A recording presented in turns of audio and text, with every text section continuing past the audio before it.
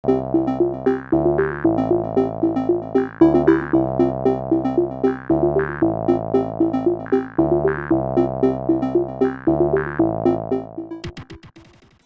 pessoal, esse é o programa Painel da Cidadania, programa semanal que tem como objetivo contribuir para a formação da cultura cidadã. Nessa semana a gente vai estar aqui com Márcia Hollenberg.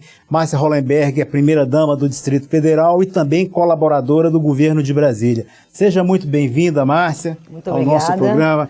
Márcia Hollenberg é graduada em Serviço Social e Educação Artística pela Universidade de Brasília, UNB, especialista em Gestão de Sistemas e Serviço de Saúde pela Universidade Estadual de Campinas. Voluntariamente faz interlocução e articulação entre as pastas sociais e a sociedade, na busca da efetiva de melhoria das redes de atenção à criança e aos grupos e às pessoas mais vulneráveis. Márcia, na semana passada foi decretado, o governador assinou o decreto, que cria o programa da Criança Candanga. Queria que você falasse um pouco mais do programa e falasse um pouco mais do seu trabalho, que a Márcia Hollenberg tem biografia e tem personalidade, obrigada. Não é só uma primeira-dama, por gentileza. Muito obrigada. Na verdade, o Criança Candanga, ele, para mim, é um importante marco programático, porque ele consolida o compromisso que o governo tem com a pauta da criança e do adolescente na cidade. A gente tem muitas entregas importantes no campo da educação, como o aumento das vagas dos centros de línguas, de creches, toda a parte do esporte. E agora é o momento da gente integrar de maneira mais forte essa política, porque a criança exige uma assistência integral, e ao mesmo tempo também expandir esse compromisso com a sociedade, com a iniciativa privada, com as famílias, com as comunidades. Então, a proposta é essa. Essa idealização do programa, que junta todos esses serviços na criação de uma política pública específica para as crianças. E como é que a gente pode mostrar para a sociedade, dizer para a sociedade como esse programa realmente vai ser efetivado na vida das crianças? Os moradores lá do Sol Nascente e outras áreas periféricas de Brasília, onde muitas vezes o Estado não é observado e o Estado tem deixado de lado algumas crianças nesse sentido. Como que as pessoas vão poder sentir esse programa sendo efetivado?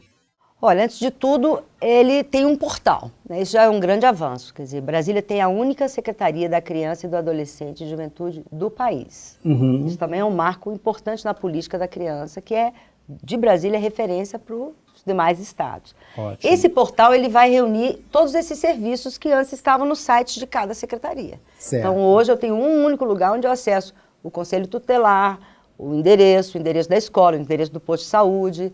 Então, a ideia é que a gente integre essa informação e que isso esteja disponível para o cidadão. Isso é um primeiro grande passo que a gente está dando. Certo. Outro grande passo é criar, no âmbito do governo, um comitê gestor dessa política. Então, e o comitê gestor é formado por 10 principais pastas, porque todas as pastas podem ter uma interface com a criança, desde a mobilidade, mas a gente elegeu 10 principais, que é educação, saúde, enfim, as principais, e eles têm um comitê dos secretários. E há a participação da sociedade civil nesse comitê? Também, mas aí você pensa o seguinte, que você tem os titulares das pastas, sim, não é o indicado do secretário, certo. É ele, o secretário, ali, pautando e definindo essas prioridades e como melhorar a interface de serviços dessa política, a questão dos orçamentos. Você tem um orçamento que ele é OCA, é um orçamento específico da criança, que ele tem que ser identificado. Enfim, a operação do fundo da criança, que agora, a partir do ano passado, começa também a integrar programas do próprio governo, como Bombeiro Mirim, etc. E um segundo ganho seria que, além da gente ter esse comitê integrado, a gente também vai integrar os conselhos de representação da sociedade civil, de política pública, nesse sentido. Então, você tem o CDCA, que é um importante e atuante conselho do direito da criança e do adolescente, e esse conselho, com os outros conselhos, com saúde, com educação, com esporte, com igualdade, vai discutir e vai sentar com esse comitê gestor. Então, a gente tem mais uma instância de articulação dessa política no nível do executivo, mais um momento de integração dessa política no nível da participação social. E a gente acha ainda que seria muito saudável, o decreto prevê isso, um fórum para que a gente possa expandir isso, porque você tem a academia, você tem os pesquisadores, você tem várias entidades na cidade que pautam, você tem Unicef, você tem todo o sistema ONU em Brasília, né? Então você pode também juntar as expertises e mais as entidades que já trabalham com criança para a gente ter esse momento do fórum. Né? Então são assim, alguns dos mecanismos que se colocam a partir desse decreto. Certo. Márcia, a gente vê que você está bem articulada em relação às causas sociais no Distrito Federal. Há algum tempo, alguns dias eu vi o Distrito Federal recebendo o Prêmio Ouro sobre o Banco de Leite Humano. No Distrito Federal, a gente tem 15 bancos de leite humano e desses 15, 13 receberam o selo ouro. Eu queria que você falasse... no ano repassado. Ano passado foram 10 que receberam o selo ouro. Um deles são 13 públicos, né? Uhum. E 2 particulares. Eu fico muito feliz porque quando eu estava no Ministério da Saúde, eu ajudei a fazer a Biblioteca Virtual do Aleitamento Materno. Sim, né? uhum. Eu participei da primeira edição da Caderneta da Criança. Então, assim, essas são pautas que eu vejo acontecerem hoje na minha vida, então eu fico muito feliz com isso. E o Banco de Leite, a rede de Banco de Leite, ela é uma referência mundial. Brasília é padrão ouro e ela é a capital mundial do aleitamento materno. Capital mundial, viu? A nossa cidade é capital mundial de banco de leite humano. A gente está agora fazendo parceria com Moçambique, com Angola, com Mato Grosso, quer dizer, querendo estimular também outros lugares a essa questão da adesão à metodologia do aleitamento materno, né? E isso é uma das necessidades mais elementares da criança, que é o direito ao leite materno. Exatamente, porque é o direito à vida, né? A nossa cidade se destaca por esse posicionamento do selo ouro, né? Lembrando que de 15 bancos de leite, 2 privados e 13 públicos, a gente tem 13 que tem o selo, então dá mais de 80%. Isso, além de ser orgulho para a nossa cidade, a gente vê que uma das ferramentas da saúde funciona, porque articula com o nascimento da criança e da condição dela poder crescer, porque todos sabem, né, que o leite materno é essencial à vida e até à prevenção de doenças. Nem todos sabem. Essa aí é uma outra vertente do programa, que é trabalhar a informação de utilidade para essas crianças. Então, falar da primeira infância, da importância dos cuidados do pai, da mãe, nessa primeira etapa, na vida inteira, mas como isso é fundamental. Então, o outro campo de informação importante é essa difusão dos direitos, a difusão dos cuidados e também um aprofundamento do diagnóstico das crianças aqui na cidade, né? Onde tem problemas, onde é que a gente tem os gargalos, como é que a gente vai encarar esses desafios. Perfeito. Márcia, a gente está aqui falando sobre banco de leite, aí me vem a questão que eu vi também no lançamento do programa, que o governo pretende fazer uma promoção, uma campanha de esclarecimento sobre o parto humanizado. Isso aí também é uma forma de preservar a vida da criança e dar melhores condições para as mulheres que vão ter filhos, né? Muitas delas, às vezes, encaram um parto cesariana sem saber dos riscos que ela corre e também os riscos que ela também coloca a criança. E no programa tem alguma campanha assim, de divulgação? A ideia é exatamente, né? A gente ter essas campanhas, uma ação educativa permanente junto às famílias, né? E esclarecer, porque muitas vezes a opção pela cesárea é uma opção muitas vezes mais do profissional do que da mulher. Há que ganha mais, né? Uma certa... o parto natural é ruim, o parto natural dói. Quer dizer, existe toda uma série de tabus. Agora, a mulher ela tem que tomar aquela decisão de posse de todas as informações. Então, assim, o nascimento, o parto natural, o fato do neném nascer, o estresse do nascimento, ele passar pelo canal vaginal, tudo isso tem uma consequência muito efetiva na saúde daquela criança. Então, por exemplo, agora mesmo eu tive um episódio em casa. Minha filha queria fazer parto natural, mas na hora o bebê não se encaixou, ela estava com contração, não tinha dilatação, então optou-se pela cesárea. Mas a opção foi em função daquelas circunstâncias que teve a necessidade de fazer a cesárea. Por ela teria feito um parto natural. Então, a importância de ter essa compreensão para que as opções não sejam opções unilaterais ou decisões unilaterais, seja uma decisão bem tomada da mulher.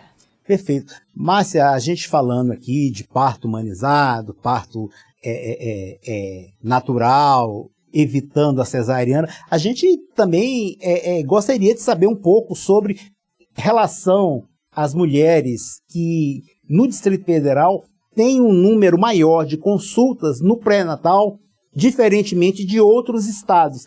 E com relação a esse pré-natal mais organizado, assim, mais preparado, isso dá condição de esclarecimentos para a população em relação ao que você falou, a informação sobre o parto natural. Eu queria que você comentasse um pouquinho. Esse é um dado interessante, porque assim, quando a gente fala do programa, na ideia quando a gente fala de aprofundar, inclusive, esse diagnóstico, é que a gente possa verificar onde existem as potencialidades, onde a gente tem aí os nossos desafios. Esse, por exemplo, é um dado importante, porque ao mesmo tempo que a gente tem uma média de pré-natal maior que a média nacional, então 70% das gestantes têm pelo menos 7 consultas de pré-natal em Brasília, você tem ainda um índice de mortalidade materna de 9º lugar no Brasil.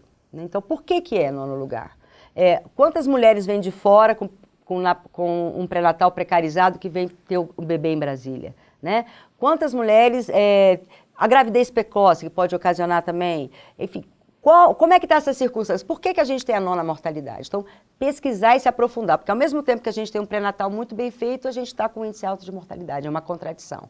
Então, também é se debruçar sobre essas contradições para a gente poder... E aí, certamente, a campanha de humanização do parto é uma das questões mais importantes. A sensibilização dos profissionais, né? A gente se fala muito na questão da violência obstétrica, essa é uma pauta colocada hoje em congressos, né? Toda vez que se fala na questão da humanização do parto. Então, discutir isso com os profissionais de saúde, né? A questão da humanização, o direito da mulher, o direito a ter a doula, o direito a ter o marido dentro da sala de parto, né? Que são direitos dos usuários, né?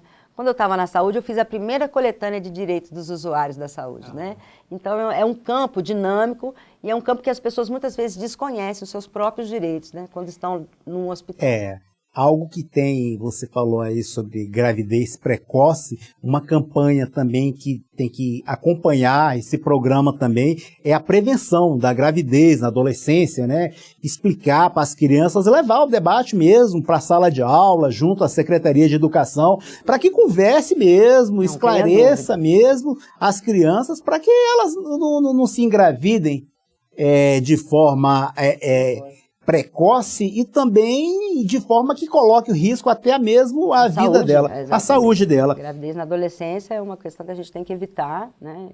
Eu acho que isso é um debate importante junto à juventude e principalmente junto às mulheres, mas também junto aos rapazes, né? Porque o ato sexual é um ato de duplo consentimento e é um ato que pode ocasionar uma gravidez onde os dois têm que estar sabendo que essa gravidez é de responsabilidade de ambos, né? Márcia, eu gostaria de falar, eu sinto aqui, assim, nos seus olhos, assim, a sua empolgação em falar desses programas aí. Como é que é ser primeira-dama e cuidar de forma voluntária desses programas sociais? A sua empolgação é visível quando você fala desse trabalho. Eu sou uma pessoa entusiasta, assim, até fiz serviço social já é uma natureza, né? Dessa vertente social. E a minha vida pública sempre foi muito pautada por direitos dos usuários, direito na saúde, depois direitos culturais no campo da cidadania e da diversidade, né? Então, assim, é um exercício. Primeiro porque eu nunca estive numa posição em função do outro, em função do marido, né? Então, já começa aí um primeiro exercício. Mas antes de tudo, uma posição de referência. Então, eu acho que as mulheres que são esposas de políticos, elas podem optar, né, pelo que elas mais desejam. Às vezes a pessoa não tem uma vocação, né? Outras têm mais vocação. Então, assim, eu sou uma entusiasta da vida coletiva, da vida cidadã, né? Não foi à toa que o Brasília Cidadã foi o primeiro programa que eu busquei articular, que fala de participação social, que fala de protagonismo.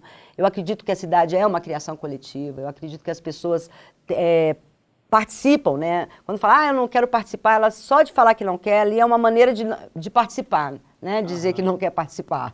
Mas é muito importante que as pessoas se apropriem da capacidade do fazer, né? Do fazer coletivo, do fazer em comunidade, do fazer dentro de casa, né? Quantas coisas não poderiam ser evitadas dentro de casa? Quantas queimaduras de crianças, quantas negligências ocorrem, quantas violências domésticas ocorrem. Então, todos somos responsáveis. Esse é um grande sentido que o Criança Candanga traz. O objetivo do nosso programa, Márcia, é exatamente esse. É contribuir para a formação da cultura cidadã, levar a informação, transformar a nossa democracia, que hoje é somente representativa. As pessoas acham que a gente tem uma democracia simplesmente por haver sufrágio universal, e a gente quer demonstrar que há possibilidade da gente transformar a nossa democracia numa democracia participativa, onde as pessoas estejam ativas.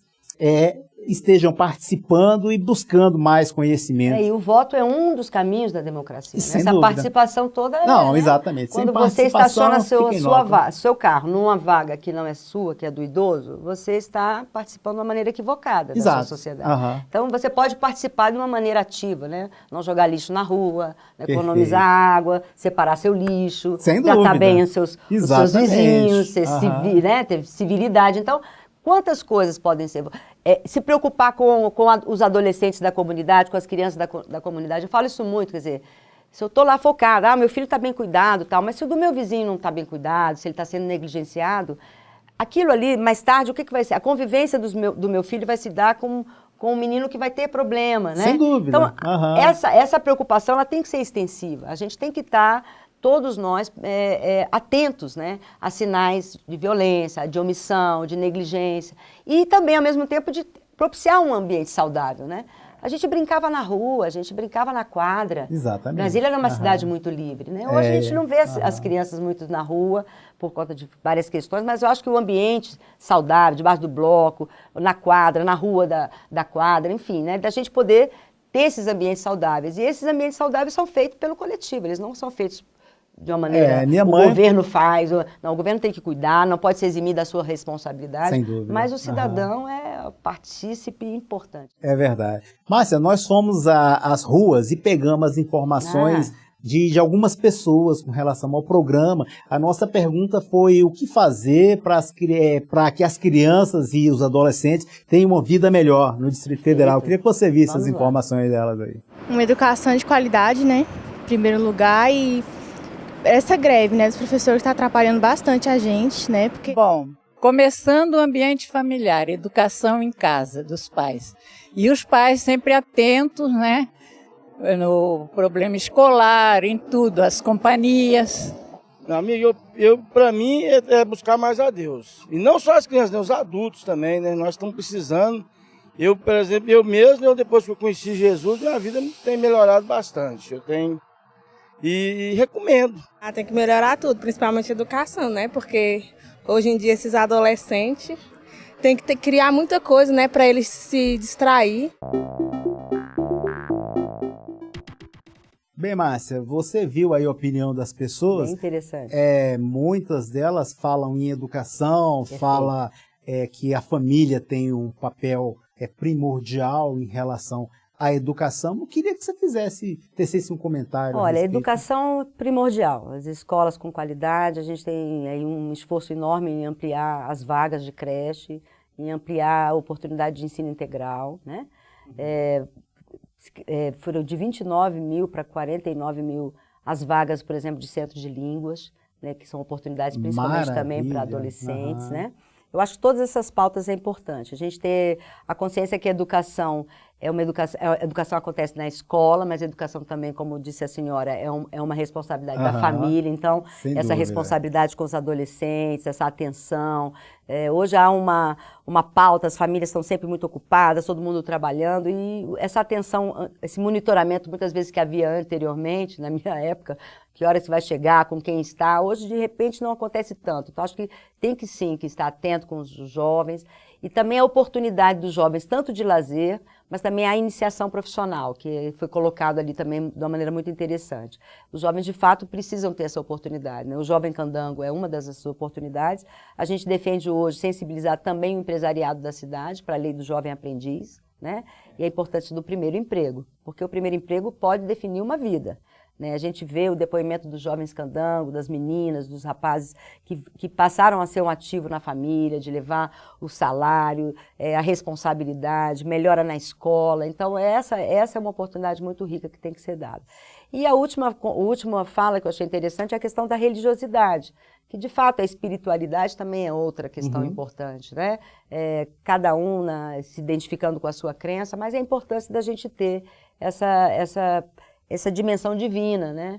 Que a gente está aqui de passagem, que tudo é finito. Então, acho que todas essas reflexões mais filosóficas nos levam também a ter atitudes mais serenas e atitudes mais interessantes e mais inteligentes. É verdade. Você, Márcia, falou aí em relação ao programa Jovem Aprendiz, e a gente percebe também, quem conhece um pouco do programa, sabe que o Jovem Aprendiz tira muitas vezes, jovens em situação de vulnerabilidade social e transforma esses jovens e dá a visibilidade que a sociedade nunca deu para eles até determinado momento. Como a Márcia falou, eles são ativos financeiramente, ajuda a família de forma e começa a ter uma visibilidade e a ser cidadão, né? A ser cidadão. Então, isso é um programa que realmente muda. Diferentemente de outros programas sociais, esse daí dá uma visibilidade e dá trabalho às crianças, aos adolescentes, né? Aos adolescentes, profissionalizando ele e dizendo que é possível para ele. É possível que ele tenha o primeiro emprego, que ele consiga se fixar profissionalmente, né? E além do emprego, a questão até do empreendedorismo, porque muitos desses jovens podem ser empreendedores, né? Sem dúvida. O mundo muda, o mundo está dinâmico, o mundo dos games, o mundo do DJ. Hoje você tem novas profissões. Acho que sensibilizar esses jovens, inclusive os jovens que estão em sistema socioeducativo, né? O Jovem Candango, o programa, ele, inclusive, nessa última edição que absorve 1.600 jovens, eles... Tem alguns que vieram do sistema socioeducativo. Então, é o processo de ressocialização com o trabalho. Então, é muito importante. Eu gostaria que se a gente tivesse recurso para ampliar mais ainda, mas existe uma lei nacional do jovem aprendiz e as empresas têm que também fazer essa responsabilidade social. Então, é sempre uma convocação para as empresas da cidade, para o comércio, enfim, de dar essa oportunidade ao jovem da cidade. Márcia, há alguns dias atrás aqui nós gravamos um programa com Charles Bica sobre abandono afetivo. Ele é um ativista por essa causa, escreveu um livro cujo título é Abandono Afetivo. E a gente vê que no programa, o programa também usa características que tenta reduzir esse abandono afetivo, dando a responsabilidade da família. E lembrando que a família não é somente pai e mãe, são todos os parentes ali de primeiro, segundo, terceiro grau e até os cuidadores que dá condição das crianças terem reconhecimento afetivo e esse acolhimento, né? Mas agora... Fundamental isso, viu? E o programa Criança Feliz, que é uma das estratégias, que é um programa do governo federal, que a gente fez adesão, ele vai tratar bastante dessa questão. Ele vai fazer visita às crianças, a princípio são 3.200 crianças dentro do universo de crianças mais vulneráveis na cidade, que estão no Bolsa Família, estão no benefício continuado, e vai fazer da gestação até os 1.000 dias esse acompanhamento. E só a capacitação que já mostrou como é que isso é efetivo. Então, o depoimento de uma das multiplicadoras que foi capacitada, ela disse, a gente foi lá conversar com a avó, perguntou como é que aquela avó brincava com a criança. E aí a avó falou, eu brinco assim, ele fica lá, eu cozinho e tal. Aí depois a gente fez a dinâmica, a gente orientou, a gente mostrou que pode fazer um chocalho de uma garrafa, brincando com um copo de alumínio, com as coisas que tem na casa, com pregador de roupa, e ensinamos a avó. E depois a avó falou assim, eu acho que pela primeira vez eu brinquei de verdade com o meu neto. Então é um exercício também de aprendizado, de estimular esses cuidadores, né, para eles despertarem do poder que eles têm, né, de fazer uma criança ser mais feliz. E aquilo tudo é uma fase de formação de cérebro, né? Até os 3 anos o cérebro da pessoa se forma. Então, todo aquele estímulo, ele é essencial para que a gente tenha uma plasticidade cerebral, para que a gente tenha crianças com capacidades e com competências em fases adultas e nas fases adolescentes também. Certo. Márcia, uma outra coisa que eu gostaria de comentar e ouvir também as suas exposições em relação aos jovens que iniciam na faculdade. Após as cotas sociais, o Distrito Federal tem tido um desempenho muito melhor em relação à entrada no ensino superior gratuito. Primeiro em faculdades públicas, né? 43% da UNB são egressos de escola pública, né? Isso é muito importante. É um dado muito importante, né? Exatamente. O UNB e aí que a gente fala, lembrando um pouco a fala da senhora no tape, que ela fala, porque os meninos estão muito na violência e tal. Mas os jovens precisam das oportunidades. Sem dúvida. Né? Então, essas oportunidades de formação para o trabalho, de realização profissional, elas são fundamentais. Né? O jovem não pode ser visto como um problema. O jovem é uma fase linda da vida, né? E que se as oportunidades forem dadas desde a criança, dentro da escola, se a gente não deixar aquele menino evadir da escola, que o primeiro problema começa quando ele sai da escola, porque geralmente quem está no socioeducativo é aquele que saiu da escola, né? E aí, assim, você vai nos países do primeiro mundo, uma criança quando falta à escola, se o pai não tiver uma justificativa, ele é multado. Há um rigor muito forte em que a família seja responsável por que aquele aluno esteja na escola. Tá claro que a escola também, de ligar, de comunicar. Eu acho que a gente tem que fortalecer isso no Brasil, né? Então, assim, se o meu filho falta na escola, a escola tem que me ligar e falar, olha, seu filho não está aqui. Então, esse monitoramento, né, para que ele seja atraído pelas oportunidades. Agora, existem oportunidades para o lado marginal. A gente não pode deixar que esse lado seja mais atraente do que o lado da vida cidadã. É verdade. A gente vê também que, com relação à inserção dos jovens, principalmente os que têm menos condições de vida, entrarem em faculdades públicas, a gente vê que o papel do Estado é fundamental, é de fundamental importância nesse processo, principalmente na qualidade do ensino que dá a condição dele disputar com o menino que entrou no Galois, em outras escolas públicas, que prepara de forma mais consciente as crianças. E aí eu acho que poderíamos exemplificar algumas ações que já foram feitas que estão dando muito certo, né? O Bora Vencer, por exemplo, que faz aulas voluntárias, né? Professores convidados, Rodrigo inclusive já deu aula, eu ainda tenho que ir lá dar uma aula lá no Bora Vencer, e já atingiu 20 mil alunos nos processos tanto de formação para enfrentar o vestibular, como de formação para a questão de concurso público. Então isso são oportunidades que a gente está criando e assim, diante das condições, não tem recurso, mas se faz com uma ação voluntária bem bacana. O outro foi o simulado do Enem.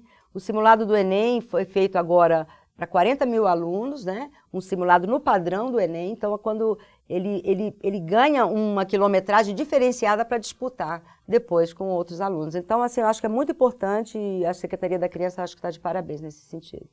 Certo. Márcia, agora a pergunta que não quer calar. E como que é o desafio de ser primeira-dama, ser Geração Brasília e administrar o Distrito Federal da forma que foi encontrado e como que está sendo esse desafio para você? Olha, é um desafio muito grande. Eu vim para Brasília com 2 anos de idade, eu cresci com essa cidade, eu tenho um amor profundo pela cidade. Eu falo sempre dos candangos, chama criança candanga, porque eu acho que a gente tem que cultivar a nossa identidade, as nossas raízes. A gente tem que, as crianças de hoje têm que saber como essa cidade foi construída, a saga dos pioneiros, tudo que se enfrentou, as dificuldades. Né? Eu me vejo hoje como uma geração da cidade, participando de um projeto que a gente sonhou que acontecesse, que a gente pudesse estar contribuindo efetivamente. Né? O Rodrigo tem enfrentado todos esses desafios com um custo político, às vezes, muito alto, mas com grande honestidade, com grande dedicação. Ele é uma pessoa muito empenhada. E esse lugar é um lugar de colaborar, de fazer, ser uma interlocutora, favorecer essa interlocução com a sociedade, favorecer essa interlocução entre as pastas. E eu tento fazer isso da melhor maneira possível. É um desafio grande, eu espero que a gente possa ser lembrado na história como pessoas sérias, pessoas comprometidas, pessoas que amavam a sua cidade e que trabalharam por ela. É assim que eu... É verdade. Lembrando que você é o protagonista principal, você, telespectador, é que nos dá essa audiência e interage conosco sobre temas, entrevistados, debates, os nossos debatedores. Você pode participar através do www.paineldacidadania.com.br e através do nosso WhatsApp 6199-811-4665. Márcia Hollenberg, eu queria agradecer mais uma vez a sua presença no programa e queria que você fizesse suas considerações finais. Olha, eu queria agradecer, dizer que é uma oportunidade muito rica estar aqui. Acho que todos esses espaços que propõem essa pauta da cidadania são muito bem-vindos. Eu queria te parabenizar pelo painel da cidadania e convidar os cidadãos da cidade que participem, que interajam, que contribuam, que se apropriem de informações, que critiquem, mas critiquem com propriedade, que façam sugestões, que a gente estamos aqui para o diálogo. E essa aqui é a nossa meta. E você é um grande exemplo disso. Obrigado, Márcia. Agradeço a cada um de vocês. E conto com vocês até a próxima semana. Forte abraço em cada um.